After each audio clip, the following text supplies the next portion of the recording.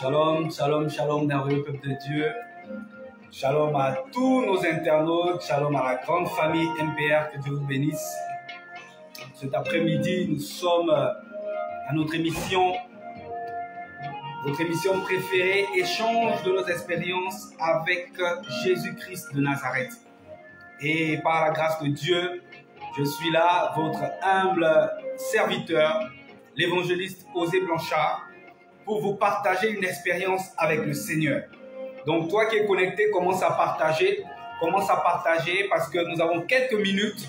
Par la grâce de Dieu, nous allons rendre ministère et nous allons partager une pensée, partager l'expérience avec Jésus-Christ de Nazareth afin que ta vie aussi puisse être transformée par ce message. Nous bénissons déjà l'Éternel pour le prophète Makaya Rori, que Dieu te bénisse, que l'œuvre que tu as commencée avec l'Éternel, que lui seul, l'Éternel Dieu, qui t'a donné la mission de commencer cette œuvre, la rende parfaite et que tu exploses avec le Seigneur au nom de Jésus. Nous bénissons toutes les personnes qui sont connectées au nom de Jésus-Christ de Nazareth. Nous vous bénissons, nous remplissons vos vies et nous disons que nous vous aimons dans le nom puissant de Jésus-Christ de Nazareth. Alors aujourd'hui, nous sommes mercredi. Et comme tous les mercredis, au ministère prophétique de la repentance, nous avons une émission particulière qui a été inspirée par notre Père, l'ambassadeur prophète Nkero Omboso Guy Ferréol, dont je suis le fils spirituel.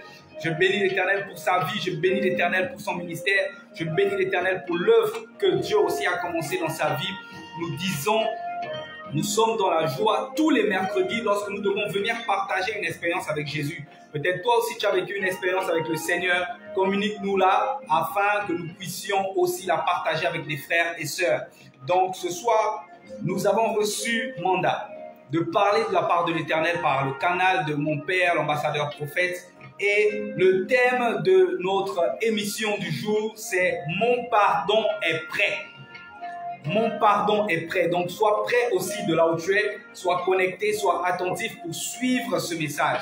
Nous savons que nous avons plusieurs personnes qui nous suivent sur l'étendue du territoire et à l'extérieur. Donc, nous nous battons malgré nos occupations, malgré les charges que nous avons à être disponibles. Donc, cet après-midi, c'est en mode go-sego que j'ai décidé, en plein dans le travail, en plein dans le service, de m'isoler un moment et de rendre ministère par la grâce de Dieu. Donc toi qui me suis aussi, prends ce temps, prends ces quelques minutes que nous allons partager ensemble pour écouter la pensée de l'Éternel. Et comme Jésus, il est l'alpha et l'oméga, il est partout, là où 2 ou 3 sont réunis en son nom, il est là. Nous voulons lui rendre gloire et honneur en l'invitant dans cette émission afin qu'il prenne le contrôle de cette émission du début à la fin au nom de Jésus. Nous allons prier pour recommander ces moments à l'Éternel afin qu'il contrôle, qu'il coordonne et qu'il rende parfait ce que nous avons commencé à faire, que lui seul parle, que lui seul nous enseigne, que lui seul ouvre notre intelligence, que lui seul descende des révélations de la part de Dieu afin que ce message soit partagé par tout le corps de Christ au nom de Jésus-Christ de Nazareth. Alors je vais prier. Éternel mon Dieu, je te bénis, je te rends grâce parce que c'est toi le Dieu qui pourvoit, c'est toi le Dieu qui ouvre toute porte afin que nous puissions être en forme et en santé ce soir. Seigneur, je te présente, Seigneur Jésus-Christ, ces moments, que toi seul prenne le contrôle, que toi seul gère la connexion Internet, que toi seul sois le maître des temps et des circonstances et que toi seul parles au travers de moi. Que la chair s'abaisse en moi au nom de Jésus, que mon intelligence descende, que mon intellect se soumette à la pensée de l'Esprit et que seul l'Esprit de Dieu puisse communiquer ce qui a été prévu pour donner aux enfants de Dieu au nom de Jésus cet après-midi. Alors toi qui me suis, nous allons dire au nom de Jésus, Amen. Toi qui me suis, commence à partager. Commence à partager, partage, invite un ami, tag un ami, mets-le en commentaire parce que nous voulons partager une expérience avec Jésus-Christ de Nazareth. Nous voulons partager l'expérience du pardon. Mais le thème ici, c'est mon pardon est prêt. Mon pardon est prêt. Alléluia. Mon pardon est prêt. Et par la grâce de Dieu, nous allons échanger par rapport à ce thème qui est très évocateur, parce que le pardon est quelque chose qui doit vraiment être le quotidien de l'être humain. Le pardon, comme on le dit de manière triviale, c'est une force qui libère. Mais pour exercer cette force, il faut être déjà soi-même fort. Voilà pourquoi notre thème ici nous dit « Mon pardon est prêt ». Ça veut dire que pour exercer la force du pardon, pour jouir de la force du pardon, il faut se préparer. Voilà pourquoi nous allons tout au long de cette émission partager notre expérience aussi personnelle dans le cadre du pardon. Comment est-ce qu'on a pu traverser des moments difficiles, des moments où on a été offensé, des moments où on a été sérieusement blessé, mais où l'Éternel a dit « Je suis avec toi, fortifie-toi et pardonne car tu dois aimer ton frère comme moi je t'aime, comme j'ai aimé l'Église. » Alléluia. Ou si on parle de pardon ici, c'est parce qu'il y a l'offense. On ne peut pas parler de pardon sans offense. On ne peut pas parler de pardon sans une situation de frustration, de blessure qui se soit passée, que ce soit avec un frère ou une sœur. Parce que lorsqu'on dit que mon pardon est prêt, c'est que tu t'es préparé, c'est que tu t'es battu, tu es allé dans le secret avec l'Éternel afin qu'il valide le pardon que tu vas soit aller demander à un tierce ou le pardon que toi-même tu vas préparer à donner à une personne qui t'aurait offensé. Alors, c'est quoi le pardon? Qu'est-ce qu'est le pardon? Plusieurs personnes disent, oui, je t'ai pardonné, mais lorsqu'elles arrivent dans des situations où elles recroisent la personne offenseuse, ou lorsque la personne offensée se rappelle ou veut se remémorer d'une situation, ça veut dire que tu n'as pas pardonné. Lorsque toi, personne offensée, à chaque fois que tu recroises ou à chaque fois que tu as une rencontre avec la personne qui t'a offensé, tu lui rappelles que c'est toi, c'est à cause de toi si j'ai cette cicatrice, c'est que tu n'as pas encore pardonné. Alléluia. Donc, nous devons nous battre à préparer le pardon. Voilà pourquoi ici, cet après-midi, nous allons échanger sur quelques petits passages qui vont nous emmener à comprendre comment préparer le pardon et à quel moment il faut aller et quelle est l'attitude qu'il faut avoir en allant présenter ce pardon ou en allant offrir ce pardon à une personne offensée ou offensante. Donc, toi qui es connecté, commence à partager, partage, parce que nous allons te donner quelques rouages, quelques techniques pour préparer le pardon dans le secret avec le Seigneur et aller le donner, aller l'offrir. Parce que le pardon, c'est une conséquence. Le pardon est la conséquence de l'acte de pardonner, l'action de pardonner. Donc, lorsque tu dis que mon pardon est prêt, ça veut dire que normalement, dans l'esprit, tu as déjà pardonné. Il faut emmener le pardon sur les 3D de l'être humain. Il ne faut pas arrêter le pardon physiquement parce que si physiquement tu dis tu as pardonné, tu es passé dessus verbalement sans emmener ça dans l'esprit, sans emmener ça dans une prière où tu dis au Seigneur, Seigneur, je veux qu'après avoir dit à mon frère que je te pardonne, que je ne puisse plus jamais avoir de remords ou avoir un ressentiment lié à l'offense qui m'a été faite. C'est ça le vrai pardon, le pardon qui vient du ciel. Donc, nous avons tendance à faire une prière, la prière de notre Père, qui est une prière universelle. Et le pardon aussi, c'est quelque chose d'universel. Le pardon n'a pas de religion. Le pardon s'exerce chez tout être humain vivant sur terre. Et il devrait s'exercer. Parce qu'un musulman peut pardonner, Un chrétien peut pardonner, un bouddhiste peut pardonner. Quelle que soit ta religion, quelle que soit ton obédience, tu dois pardonner parce que le pardon provient de l'amour de Dieu. Et si tu dis que tu es une personne faite à l'image de Dieu et que tu veux le ressembler, quelle que soit ton obédience, tu dois exercer ton cœur, ton âme, ton esprit à pardonner de manière perpétuelle parce que Jésus nous a dit tu dois pardonner 7 fois, 77 fois. Et pour préparer ce cœur-là à pardonner 7 fois, 77 fois, il faut être quelqu'un de repentant. Il faut être quelqu'un qui a beaucoup d'humilité, qui craint l'Éternel pour exercer ce pardon en question. Donc, cet après-midi, je voulais que nous puissions approcher la prière de notre Père d'une autre manière. Parce que nous sommes toujours en train de dire, Seigneur, pardonne-nous nos offenses comme nous pardonnons aussi à ceux qui nous ont offensés. Or, on a beaucoup de difficultés à pardonner les offenses à nos frères. C'est mieux pour nous qui sommes encore en train de nous battre pour préparer le pardon de dire « Pardonne-nous nos offenses comme nous nous battons ou comme nous allons essayer aussi à pardonner à nos frères et à nos sœurs parce que nous ne pardonnons pas comme Jésus pardonne. » Or, Jésus a donné cette prière dans Matthieu 6, 12, cette prière universelle à ses apôtres pour dire « Notre Père qui es aux cieux, que ton nom soit sanctifié, que ton règne vienne. » Et après, il dit « Pardonne-nous nos offenses, comme nous aussi nous pardonnons. » Mais comme nous savons que plusieurs personnes, comme moi aussi, j'ai des difficultés à pardonner, lorsque tu fais le Notre Père, sois franc avec toi, sois vrai avec toi pour dire « Seigneur, aide-moi à pardonner comme toi tu me pardonnes sans réfléchir. » Alléluia.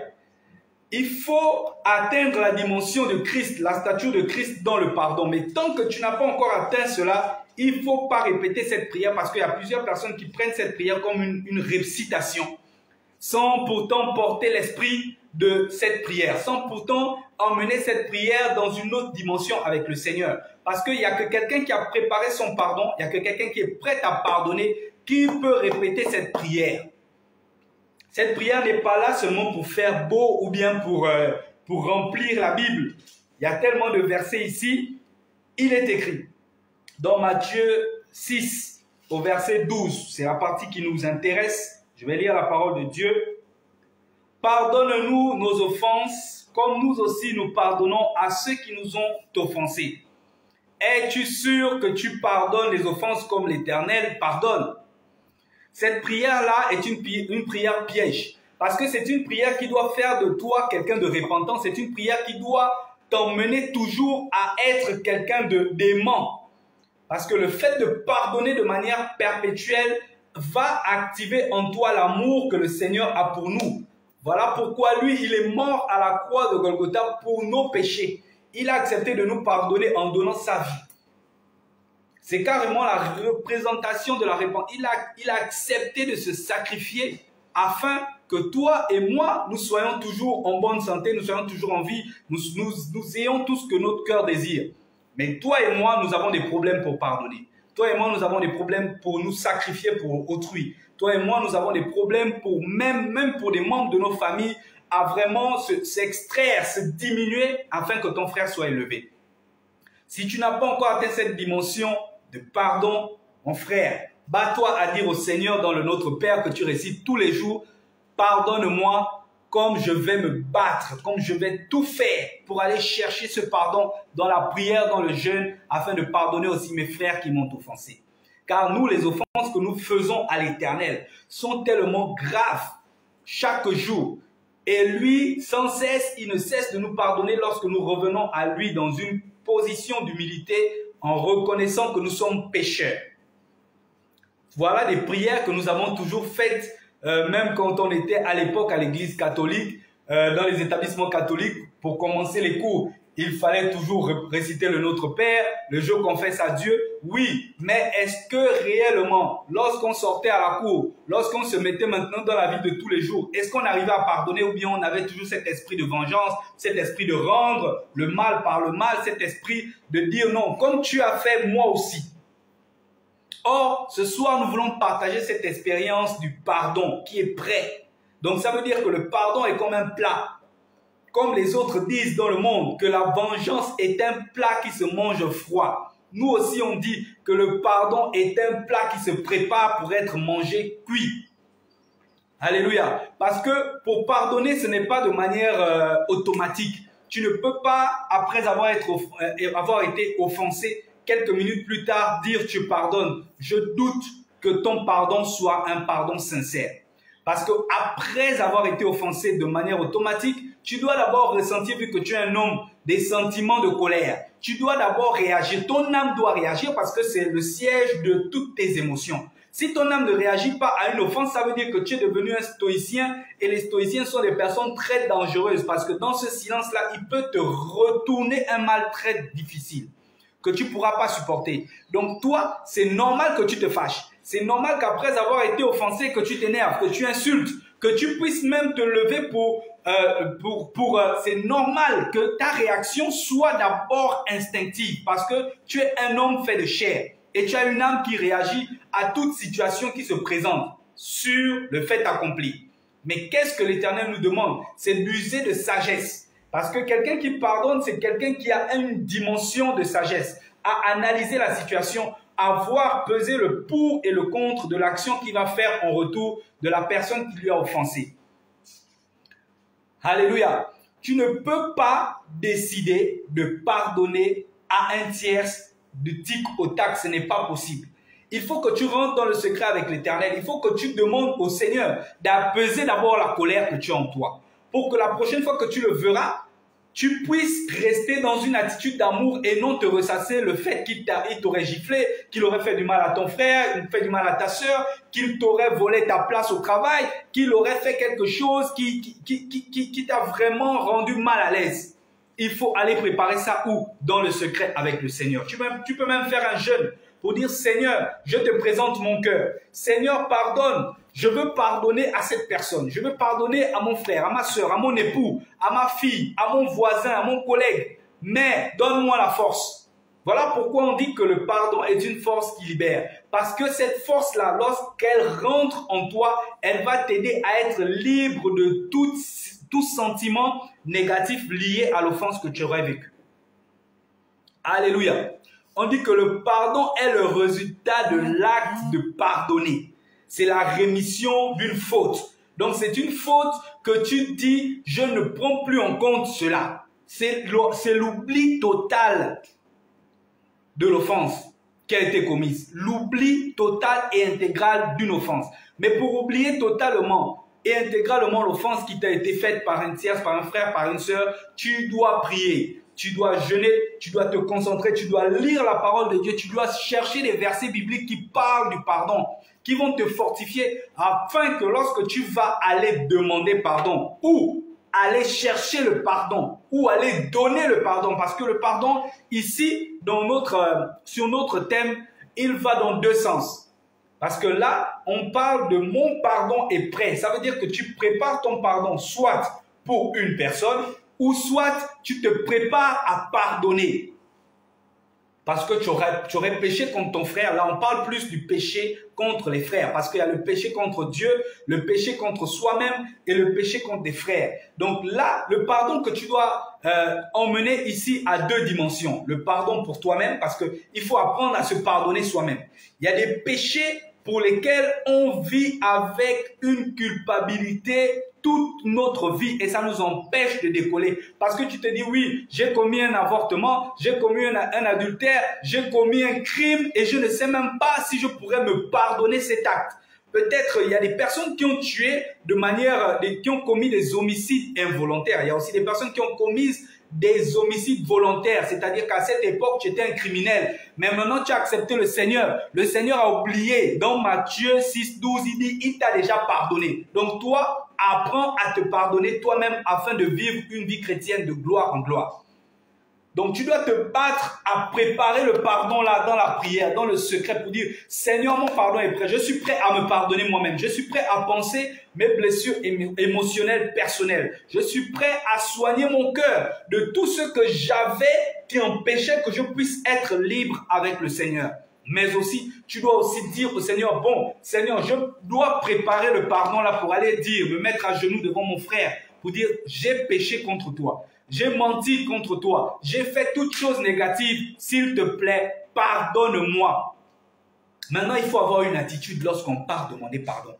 Lorsqu'on prépare son pardon, on le prépare dans la prière, on le prépare dans le jeûne, on le prépare dans la méditation de la parole de Dieu. Mais lorsqu'on part maintenant pour servir ce pardon, il faut avoir l'attitude.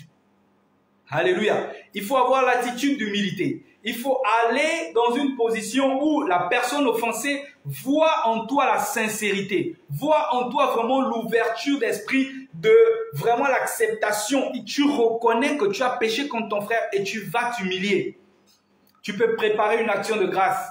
Si c'est ton père, tu prépares un cadeau particulier, tu l'apportes. Si c'est ton frère, tu l'apportes un cadeau. Tu dis vraiment, c'est en reconnaissance de l'amour que tu me témoignes. Moi aussi, je viens te rendre cet amour en te demandant pardon avec ce cadeau, avec cette action de grâce. Toujours accompagner le pardon de l'action de grâce pour sceller le pardon et afin que nous ne soyons plus des personnes qui revenons à ressasser toujours des actions négatives. La parole de Dieu nous dit de nous soutenir les uns les autres, de nous pardonner les uns les autres. Dans Éphésiens 4, 32, on dit pardonnez-vous les uns les autres.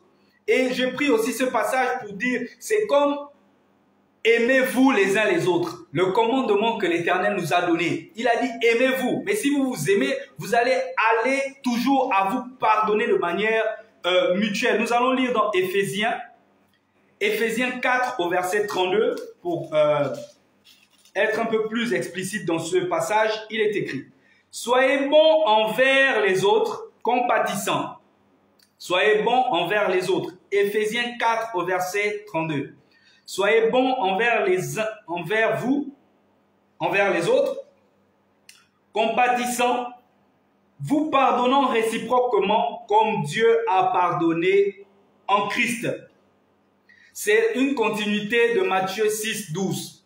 Mais là, l'Éternel maintenant, par le canal de Paul, qui s'adresse à l'église d'Éphèse, recommande à tous les fidèles de l'église d'Éphèse d'être bons les uns envers les autres, d'être compatissants et de se pardonner mutuellement. Parce que Dieu avait prévu qu'il devait avoir des offenses. Dieu avait déjà prévu qu'il devait avoir des personnes qui vont te vexer, qui vont vraiment toucher ton amour propre, comme on dit, de manière triviale. Des personnes qui vont te pousser à bout, qui vont appuyer le bouton pour vraiment emmener la colère à se lever en toi. Oui, tu vas t'énerver. Oui, tu vas être en colère comme Jésus. Il a été pris d'une colère sainte dans la synagogue. Il a renversé, je pense qu'il y a des personnes qui ont pris des gifles de Jésus-Christ de Nazareth dans cette synagogue-là, lorsqu'il était en train de chasser tous ceux qui avaient transformé la maison de son père en un marché. Mais après, qu'est-ce qu'il a fait à la croix? Il a dit pardonne-leur.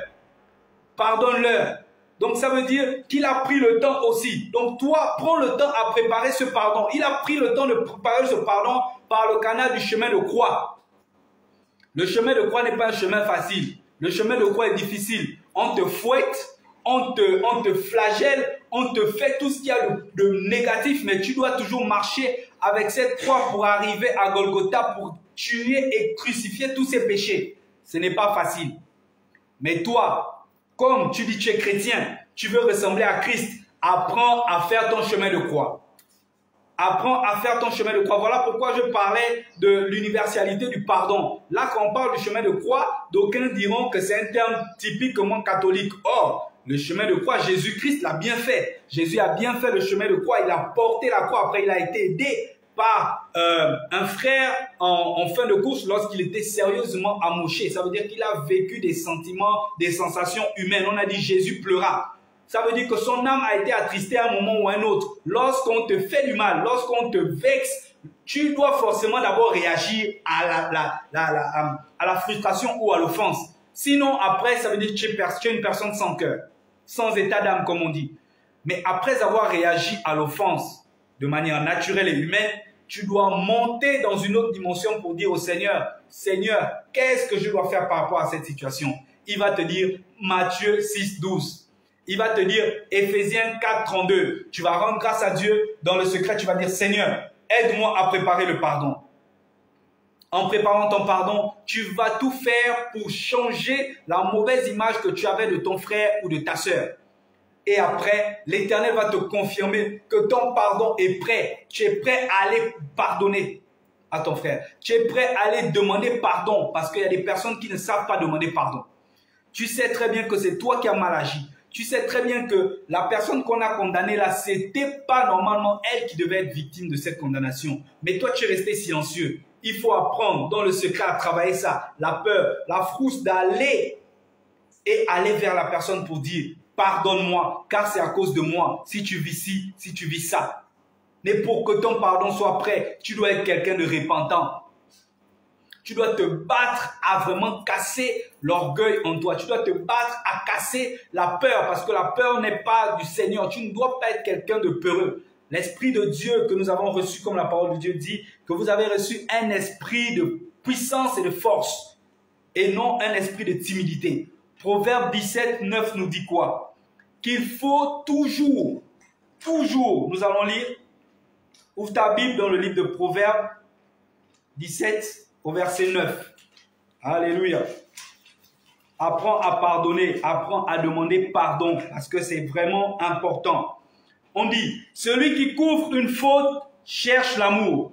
Une autre version dit, recherche l'amour. Donc, celui qui va demander pardon ou celui qui pardonne, qui oublie une offense, recherche l'amour.